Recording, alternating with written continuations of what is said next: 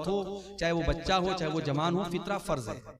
नबी के दौर में इसकी एक इज्तिमाई शक्ल होती थी, लोग अल्लाह के नबी के पास जमा।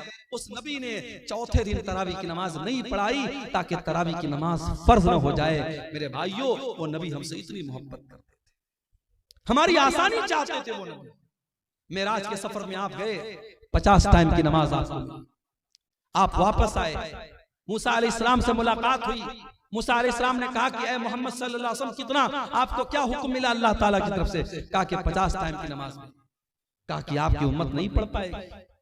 मैंने बनी इसराइल को आजमाया है, मैंने तजर्बा किया है, बनी इसराइल को मैंने बहुत आजमाया है, आपकी उम्मत 50 टाइम की नमाज नहीं पढ़ पाएगी, आप जाइए अपने रब से कम करवाइए। अगर अल्लाह के रसूल को खुद पढ़ना होता, 50 पढ़ने में आपको कोई दिक्कत नहीं थी। अपनी उम्मत की आसानी के लिए आप गए और 50 में 10 कम करवा के 40 लेके आए। हजरत मूसा ने कहा 40 भी नहीं पढ़ पाएगी, वापस जाइए। आप फिर गए, 40 में से 10 और कम करवा के लाए, 30 हो गई, 30 से 20 हो गई, 20 से 10 हो गई, 10 से 5 हो गई। 5 टाइम की नमाज भी जब अल्लाह के नबी लेकर के आए, हजरत मूसा ने कहा ऐ मोहम्मद सल्लल्लाहु अलैहि वसल्लम, आपकी उम्मत 5 टाइम की नमाज भी नहीं पढ़ पाए। और वाकई 5 टाइम की नमाज भी आज नहीं पढ़ पाए। बड़े कारोबारी हैं हम, बड़े बिजनेसमैन हैं, दुकान पर बैठे हुए हैं, हय्या अला सलाह की आवाज आ रही है, मगर हमें नमाज पढ़ने की फुर्सत नहीं है। रात को 2-2 बजे तक हमारे नौजवान मोबाइल पे लगे हुए हैं, और फजर के टाइम 5 साढ़े 5 बजे जब फजर की अजान हो रही है और मुअज्जिन कह रहा है अस्सलातु खैरुम मिनन नौम, नमाज नींद से बेहतर है। 2 बजे तक 3 बजे तक रात में जागने वाला मुसलमान फजर की नमाज में सोया हुआ है। मेरे प्यारे भाइयों, मूसा अलैहिस्सलाम को कितना बेहतरीन तजर्बा था अपनी कौम का। उन्होंने कहा आपकी उम्मत 5 टाइम की नमाज भी नहीं पढ़ पाए। माफ करना मेरे भाइयों, आपका बिजनेस और आपका कारोबार नमाज से बड़ा नहीं है। आप कारोबार भी कीजिए, आप बिजनेस भी कीजिए, लेकिन नमाज अपने टाइम पर पढ़िए। अल्लाह कुरान में कहता है रिजालुल ला तुल्हीहिम तिजारतुन वला बैउन अन ज़िक्रिल्लाहि व इक़ामिस सलाह। मेरे नेक बंदे वो हैं, मेरे मोमिन बंदे वो हैं, उनका कारोबार, उनका बिजनेस, उनकी तिजारत उनको नमाज से गाफिल नहीं करता है। वो कारोबार भी करते हैं, वो बिजनेस भी करते हैं, और नमाज का टाइम होता है तो नमाज पढ़ते हैं। यखाफून यौमन ततक़ल्लबु फ़ीहिल क़ुलूब वल अबसार, वो कयामत के दिन से डरते हैं, वो अल्लाह के अज़ाब से डरते हैं, वो पाबंदी से नमाज पढ़ते हैं। नमाज के सिलसिले में आप कोई ढिलाई मत कीजिए मेरे भाई। सऊदी अरब का एक वाक़या एक आलिम ने लिखा वहां के कि एक मर्तबा में फ्लाइट में सफर कर रहा था और मेरे साथ एक फौज का रिटायर कर्नल था जो पहले फौज में काम करता था, मेरे साथ वो बैठा। कहते मैंने फ्लाइट में सफर किया, फ्लाइट से हम लोग उतरे, एयरपोर्ट पर काफी देर तक हम बैठे थे, दूसरी फ्लाइट का इंतजार कर रहे थे। मैंने एक बात नोटिस की कि थोड़ी थोड़ी देर पर वो इंसान किसी को फोन करता है और कहता है कि बेटा आपने नमाज पढ़ लिया। बार बार जोहर का टाइम आया, बेटे से पूछ रहा है नमाज पढ़ लिया। असर का टाइम आया, बेटा पूछ रहा है नमाज पढ़ लिया। मैंने पूछा ये किससे आप बार बार पूछ रहे हैं? फौज का रिटायर कर्नल था सऊदी अरब का। उसने उस मौलाना को जवाब दिया कि हाँ, ये मैं अपने बेटे को कॉल करता हूं, और मैं हर नमाज के टाइम मेरा मामूल है अपने बेटे को कॉल करके पूछता हूं कि तूने नमाज पढ़ी कि नहीं पढ़ी। तरबियत इसको कहते हैं मेरे भाई। अपने बच्चों को अच्छा खिला देना, अच्छा पहना देना, अच्छे स्कूल में एडमिशन करा देना, उनके घर बना देना, उनके लिए LIC ले लेना, उनके लिए बैंक बैलेंस बना देना। माफ करना, तरबियत यही नहीं है। तरबियत ये भी है कि आप अपने बच्चों की आखिरत की फिक्र करें, अपने बच्चों की नमाज की फिक्र करें। इसीलिए अल्लाह कुरान में कहता है वअमुर अहलका बिस्सलाति वस्तबिर अलैहा, खुद भी नमाज की पाबंदी करो और अपने बच्चों को नमाज का पाबंद बनाओ। अल्लाह के नबी फरमाते हैं मुरू औलादकुम बिस्सलाति वहुम अबनाउ सबई सिनीन, जब तुम्हारे बच्चे 7 साल के हो जाएं उनको नमाज का हुक्म दो। वज़रिबूहुम अलैहा, और जब 10 साल के हो जाएं और नमाज ना पढ़े तो उनकी पिटाई करो। अच्छा, 7 साल के बच्चे को पीटने का हुक्म नहीं दिया अल्लाह ने, हमारे यहाँ 6-6 साल के बच्चे स्कूल जाते हैं, सर्दी के मौसम में 5 बजे स्कूल की वैन आती है, माँ जबरदस्ती, बच्चा आंख मल रहा है, उसकी नींद अभी लग रही है, माँ तैयार करती है, ड्रेस पहनाती है, स्कूल का बैग देती है, जबरदस्ती उसको वैन में बिठाती है। मेरे भाइयों, ये सिस्टम सही नहीं है। 7 साल तक तो चाइना में और जापान में आप देख लें, 7 साल तक के बच्चों को तो ऐसे ही खेल खेल में पढ़ाया जाता है, बच्चों को मारा नहीं जाता, बच्चों को पीटा नहीं जाता। ये सबक दिया था जनाब मोहम्मद रसूलुल्लाह सल्लल्लाहु अलैहि वसल्लम ने। 7 साल का बच्चा है, प्यार से समझाओ, मोहब्बत से समझाओ। हाँ, 10 साल का हो गया, अब उसके बिस्तर अलग कर दो। 10 साल का लड़का हो गया, 10 साल की लड़की हो गई, एक बिस्तर पे मत सुलाओ। 2 लड़के हैं, एक बिस्तर पे मत सुलाओ, बिस्तर अलग कर दो, चादर अलग कर दो, कंबल अलग कर दो। हमें बड़ी हैरत हो रही है साहब, 10 साल का लड़का हो गया तो क्या हो गया, हम बिस्तर क्यों अलग कर दें? इस्लाम वहां से शुरू होता है जहां से आपके सोचने की सरहदें खत्म हो जाती हैं। इस्लाम वहां से शुरू होता है। 10 साल का लड़का जो होता है समझदार होने लगता है, उसके अंदर फिजिकल चेंजेस आने लगते हैं। 10 साल की लड़की अब धीरे धीरे बालिग हो रही है। इस्लाम ने कितना पाकीज़ा मज़हब है, 10 साल का लड़का या लड़की हो जाए, इस्लाम कहता बिस्तर अलग कर दो, ताकि अब वो जवानी की तरफ जब बढ़े तो उनके दिल में कोई गलत ख्याल ना आए, और एक बिस्तर पे अगर सोएंगे तो उनके दिल में गलत ख्याल पनप सकते हैं। इस्लाम ने बिस्तर को अलग करने का हुक्म दिया, और अल्लाह के नबी ने कहा 10 साल का बच्चा हो जाए और नमाज न पढ़े तो उसकी पिटाई। हमें वो नबी मिले हैं मेरे भाई, वो नबी मिले हैं जो हमसे इतनी मोहब्बत करते हैं, हमें ऐसी शरीयत दे करके गए, ऐसा दीन दे करके गए, उस दीन में कदम कदम पर हमारे लिए आसानी है मेरे। अभी हमने देखा दिल्ली के अंदर जो वाकया हुआ कि सड़क पर लोग नमाज पढ़ रहे हैं और पुलिस वाले ने अपने जूते से नमाजी को मारा। हमें बड़ा गुस्सा आया, बड़ा जलाल आया, मगर हम यहाँ पर एक बात ये भी कहेंगे, ये इस्लाम की तालीम नहीं है कि आप पब्लिक प्लेस में नमाज पढ़ें। अगर आपकी नमाजी ज्यादा हो रहे हैं, जुमा में 2 जमात आप कर ले, ईद में 2 जमात कर ले, सड़क पे आप नमाज ना पढ़ें। हम अपने मुसलमान भाइयों को ये समझाएंगे कि आपका सड़क पर नमाज पढ़ना सही नहीं है, लेकिन हम साथ में अपने सरकार से, हुकूमत से ये भी कहेंगे कि ये भारत में कानून एक होना चाहिए, 2 तरीके का कानून नहीं होना चाहिए। किसी मजहब के त्योहार तो खुलेआम सड़कों पर मनाए जाएं और त्योहार मनाने वालों पर फूलों की बारिश की जाए, और दूसरे मजहब का मुसलमान अगर हफ्ता में जुमा की एक नमाज पढ़ ले तो आपका पुलिस वाला उसे जूतों से मार रहा है। ये 2 तरीके के कानून नहीं चलेंगे।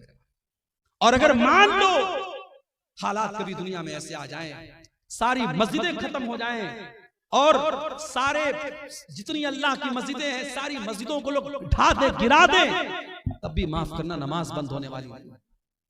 इसलिए कि अल्लाह के नबी फरमाते हैं 6 चीजें अल्लाह ताला ने मुझको ऐसी दी है जो किसी और नबी को नहीं दी गई। ओती तो सित्तन लम योतहुन्न आदुन कबली, 6 चीजें अल्लाह ताला ने स्पेशल मुझको दी जो किसी और नबी को नहीं दी। नंबर 1, ओती तो जवाब अल कलिम, अल्लाह ताला ने मुझको जवाब उल कलिम दिया है। अल्लाह के नबी की जुबान से छोटे छोटे जुमले निकला करते थे, लेकिन माना बहुत बड़ा बड़ा होता था। छोटी छोटी बातें, जैसे मिसाल के तौर पे अल्लाह के नबी ने फरमाया इन्नमल अमालु बिन्नियात, अमल का दारो मदार नियत पर। छोटी सी हदीस है लेकिन इसके माना और मतलब बहुत बड़ा बड़ा है। दूसरी चीज वह नुसिरतु बिर्रुब मसीरत शहर, और मेरे दुश्मन के दिल पर मेरा रोब दबदबा डाल दिया गया है। मेरा दुश्मन 1 महीने की दूरी पर भी अगर मुझसे हो, उसके दिल में मेरा रोब दबदबा डाल दिया गया है। तीसरी चीज वजुइलत लियल अर्ज़ु मस्जिदन व तहूरा, और सारी की सारी जमीन मेरे लिए मस्जिद बना दी गई है। मुसलमान नमाज पढ़ने के लिए मस्जिद का मोहताज नहीं है। कहीं पर भी जंगल में चला जाए, पहाड़ पे चला जाए, दुनिया के किसी भी कोने में चला जाए, नमाज का टाइम हो गया, नमाज वो कहीं पर भी पढ़ सकता है। पाक साफ जगह होनी चाहिए। अगर पानी नहीं मिल रहा है उसके लिए सारी जमीन पाक बनाई गई, वो कहीं पर भी जमीन पर हाथ मार करके तयम्मुम कर सकता है। सारी जमीन उसके लिए पाक बनाई गई, सारी जमीन उसके लिए मस्जिद बनाई गई। ये हमारे इस्लाम की खासियत है। हमारा दीन बड़ा आसान दीन है। जाड़े का मौसम है, हमने मोजा पहना है, सफर में हम निकले हुए हैं, मोजा नहीं उतार रहे हैं। इस्लाम कहता कोई मसला नहीं, तुम्हें पैर धोने की जरूरत नहीं। वजू करके अगर आपने मोजा पहना है और सफर की हालत में आप हैं तो 3 दिन तक आप उसी मोजे को पहने रहिए और उस पर मसा कर लीजिए, पैर को धोने की जरूरत नहीं है। हाँ, अगर अपने घर में है तो 24 घंटे तक आप मसा कर सकते हैं। 24 घंटे के बाद आप मोजा उतार लीजिए, पैर धो के फिर से मोजा पहन लीजिए, वजू करके फिर से पहन लीजिए। आसानियां हैं हमारे लिए। सफर में हम निकले, अभी हमारे कटिहार के बाद आबाब हैं, कल हम लोग यहाँ से जुमा पढ़ के जामताड़ा गए थे, 350 किलोमीटर दूर गए थे, सफर में निकले हैं, नमाज का टाइम हुआ, हम 4 रकात वाली नमाज को 2 रकात पढ़े। सुन्नत पढ़ने की जरूरत नहीं है, फजर की सुन्नत पढ़ेंगे, बाकी कोई सुन्नत पढ़ने की जरूरत नहीं है। 4 रकात वाली को 2 रकात पढ़ेंगे, ज़ोहर और असर को इकट्ठे पढ़ लेंगे, मगरिब और इशा को इकट्ठे पढ़ लेंगे। आसानियां हैं कदम कदम पर हमारी शरीयत में। मेरे प्यारे साथियों, यही बात है जो अल्लाह कुरान में कह रहा है, लक़द जाअकुम रसूलुम मिन अनफुसिकुम अज़ीज़ुन अलैहि मा अनित्तुम। हमने तुमको वो नबी दिया है जो तुम्हें जान से ज्यादा प्यार करता है। औरत प्रेग्नेंट है, रोजा रखेगी, बच्चे को तकलीफ पहुंचेगी, बच्चे को दूध पिला रही है, रोजा रखेगी, बच्चे को दूध नहीं पिला सकती है, इस्लाम कहता कोई मसला नहीं है, औरत बाद में रोजा पूरा कर लेगी, इस्लाम उसको कज़ा करने का और बाद में रोजा पूरा करने का हुक्म देता है। औरत पीरियड में है, उसकी कमजोरी का दिन है, उसकी बीमारी का दिन है, चिड़चिड़ापन रहता है, बदन में कमजोरी रहती है, ब्लड आता रहता है, दर्द होता रहता है, इस्लाम ने का कोई मसला नहीं, जितने दिन उसको पीरियड आ रहा है वो नमाज नहीं पढ़ेगी, रोजा नहीं रखेगी, रोजा बाद में पूरा करेगी। कदम कदम पर हमारी शरीयत में मेरे भाइयों आसानी रखी। वो नबी हमारी आसानी का बड़ा ख्याल है और वो नबी हमसे बहुत मोहब्बत करते थे। वो रातों को उठ करके हमारे लिए रोया करते थे। मेरे नबी रात को उठ करके दुआ किया करते थे, अल्लाह मेरी उम्मत का क्या होगा, और अल्लाह ताला अपने नबी को तसल्ली देता था कि आप अपनी उम्मत के लिए परेशान मत होइए, हम आपकी उम्मत के बारे में आपको खुश कर देंगे। शायर ने कितनी सच्ची बात कही है, सलाम उस पर जो उम्मत के लिए रातों को रोता था, सलाम उस पर जो फर्शे खाक पर जाड़े में सोता था, सलाम उस पर कि जिसके घर में चांदी थी न सोना था, सलाम उस पर कि टूटा बोरिया जिसका बिछौना था। मेरे प्यारे भाइयों, उस नबी से हमें वाकई में सच्ची मोहब्बत करनी चाहिए, उस नबी से वाकई में सच्ची मोहब्बत करनी चाहिए। और वो नबी सिर्फ दुनिया में हमारे काम नहीं आ रहे हैं, बल्कि आखिरत में भी हमारे काम आएंगे। अल्लाह के नबी फरमाते हैं, अना सय्यदु वलद आदम यौमल क़ियामा, क़यामत के दिन सारे आदम की औलाद का सरदार मैं रहूंगा। व अव्वलु मन यनशक्कु अन्हुल क़ब्र, और क़यामत के दिन सबसे पहले मेरी कब्र फटेगी। व अव्वलु शाफ़ईन, और क़यामत के दिन जब सारे नबी अपना पल्ला झाड़ लेंगे और कह देंगे मैं आज किसी की सिफारिश नहीं कर सकता, तो सबसे पहले मैं सिफारिश करूंगा और सबसे पहले मेरी सिफारिश कबूल की जाएगी। वो नबी क़यामत के दिन भी हमारे काम आए। शायर कहता है, बरोज़े क़यामत बजुज़ नफ़सी नफ़सी, किसे याद आएगी असलम किसी की। बरोज़े क़यामत बजुज़ नफ़सी नफ़सी, किसे याद आएगी असलम किसी की। न भूलेंगे जिसको नबी ये मुकर्रम, वो उम्मत नहीं है तो फिर और क्या है। जुबां पर है नाते नबी ये मुकर्रम, ये उल्फत नहीं है तो फिर और क्या। वो नबी हमसे बड़ी मोहब्बत करते थे। अल्लाह के नबी फरमाते हैं कि अल्लाह ताला ने हर नबी को एक दुआ ऐसी दी जिसके कबूल करने की गारंटी ले ली, और हर नबी ने अपनी उस दुआ को दुनिया में मांग लिया। अल्लाह के नबी फरमाते हैं कि मैंने अपनी दुआ को संभाल के रखा। सारे नबियों ने अपनी दुआ को मांग लिया, लेकिन मैंने अपनी दुआ को संभाल के रखा है। किसके लिए? अपने लिए नहीं, अपने परिवार के लिए नहीं, अपने बच्चों के लिए नहीं। शफाअतन लि उम्मती यौमल क़ियामा, मैं क़यामत के दिन अपनी उम्मत के लिए सिफारिश करूंगा। क़यामत के दिन अपनी उम्मत के लिए अल्लाह से गिड़गिड़ा के माफी मांगूंगा। मेरे प्यारे साथियों, उस नबी की कदर करो, उस नबी से मोहब्बत करो, उस नबी की इत्तिबा करो, उस नबी की इताअत करो। और मेरे भाइयों, ये हमारे मौलाना तौहीद साहब ने एक पर्ची दी है, इस पे कुछ सवालात हैं, मैं इनको जवाब दे करके मैं बात खत्म करूंगा, क्योंकि हमारे एक बंगला मुकर्रर भी मौजूद हैं और 3 बजने वाले हैं। मैं इन सवालों को मुख्तसर तौर पे जवाब दे के बात खत्म करता हूं। एक सवाल आया है, क्या अकीका के जानवर के लिए दता होना जरूरी है? जरूरी नहीं है, दता हो तो बेहतर है, लेकिन जानवर अकीका का जो है वो दता होना शर्त नहीं है। अगर बच्चा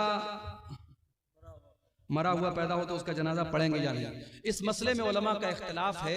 अल्लामा अलबानी की जो तहकीक है वो ये है कि चूंकि बच्चा जो होता है 4 महीने का जब हो जाता है, 120 दिन का, तो उसके अंदर रूह डाल दी जाती है। माँ के पेट में बच्चा जब 4 महीने का होता है उसके अंदर रूह डाल दी जाती है, इसलिए 4 महीने के बाद जब भी वो पैदा होगा, अगर वो जनाजा पढ़ने, अगर वो गुस्ल देने लायक होगा तो गुस्ल देंगे और कफनाएंगे और जनाजा भी पढ़ेंगे। और यही बात ज्यादा मजबूत समझ में आती है दलील की रोशनी में, तो बेहतर यही कि उसका जनाजा पढ़ेंगे। अगर कोई नहीं पढ़ता है तो कोई गुनाह की बात नहीं है, लेकिन दलील की रोशनी में ज्यादा मजबूत बात की है। क्या गैर मुस्लिम का रुपया मस्जिद में लगा सकते हैं? लगा सकते हैं, मगर एक शर्त है, अगर वो गैर मुस्लिम कोई ऐसा कारोबार करता है जो पूरा का पूरा हराम कारोबार है, तो वो पैसा फिर हम मस्जिद में नहीं लगाएंगे, उसको मना कर देंगे, भाई तुम्हारा पैसा हम नहीं ले सकते। लेकिन ऐसा बहुत कम होता है, गैर मुस्लिमों के यहाँ भी हलाल बिजनेस भी होते हैं, हराम बिजनेस भी होते हैं, तो अगर मिक्स आमदनी है तो हम वो ले सकते हैं। इसकी दलील क्या है? नबी के दौर में मक्का के काफिरों ने अल्लाह के घर को, खाने काबा को बनाया था आपस में चंदा करके, लेकिन वो लोग भी खाने काबा की बड़ी इज्जत करते थे, तो उन्होंने हलाल आमदनी से ही बनाया था। तो अल्लाह के नबी ने जब खाने काबा को फतह किया तो आपने खाने काबा को ये कह के गिरा नहीं दिया कि वो उनकी आमदनी से बना है, उनके चंदे से बना है, आपने उस बिल्डिंग को बरकरार रखा। तो ये अमल इस बात की दलील है कि गैर मुस्लिम का चंदा भी हम ले सकते हैं, शर्त ये है कि उसकी आमदनी है हलाल आमदनी भी शामिल हो। अगर मुकम्मल हराम की आमदनी है तो फिर हम उसका चंदा नहीं लेंगे। गाय या बैल का अकीका दे सकते हैं या नहीं? नहीं देना चाहिए, मुनासिब नहीं है, इसलिए कि अकीका के जानवर में जहां भी हदीस में जिक्र है छोटे जानवर का जिक्र है। बाज़ उलमा ने बड़े जानवर को जायज करार दिया है, मगर दलील के एतबार से उसकी कोई मजबूत दलील नहीं मिलती। जहां पर भी हदीसों में जिक्र है छोटे जानवर का जिक्र है, आप बकरा बकरी कर सकते हैं, भेड़ा भेड़ी कर सकते हैं, दुम्बा वगैरह कर सकते हैं, लेकिन बड़े जानवर का सबूत अकीका में नहीं मिलता है। क्या सरदार के पास फितरा जमा करके क्या करेंगे? इसको तकसीम करेंगे।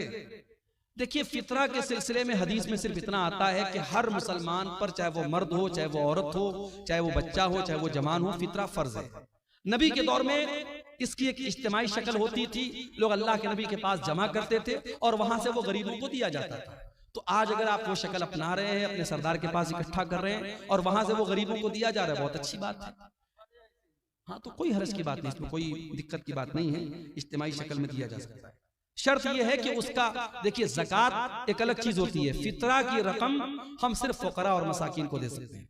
फितरा की रकम मस्जिद में नहीं दे सकते, फितरा की रकम से इमाम की तनख्वाह नहीं दे सकते, फितरा की रकम से किसी मौलवी को नजराना नहीं दे सकते। जो गरीब और फकीर और मिस्कीन लोग हैं उनकी जरूरतों को हम फितरा से पूरा कर सकते हैं और किसी मसरफ को उसको नहीं लगा सकते। कोई हर्ज की बात नहीं, अपने से बांट सकते।